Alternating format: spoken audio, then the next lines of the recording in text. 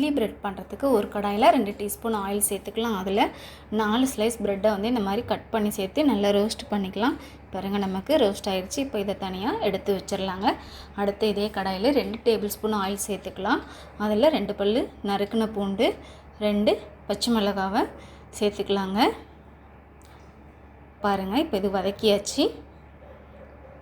அடுத்து ஒரு வெங்காயம், இதையும் நம்ம க்யூபாக கட் பண்ணி வச்சுருக்கோம். அடுத்து ஒரு குடமிளகா, இதையும் க்யூபாக கட் பண்ணி சேர்த்துருக்கோம். 2 சேர்த்து வதக்கிக்கலாம். அடுத்து இது கூடவே 1 teaspoon soya sauce, 1 teaspoon tomato ketchup, அடுத்து 1 டேபிள் ஸ்பூன் செஸ்வான் சாஸ் சேர்த்துக்கலாங்க. பாருங்கள், இப்போ இதெல்லாமும் சேர்த்து நல்லா கலந்துக்கலாம். அடுத்து 2 டீஸ்பூன் கார்ன்ஃப்ளவரை கொஞ்சமாக தண்ணி சேர்த்து கரைச்சி ஊற்றிக்கலாங்க.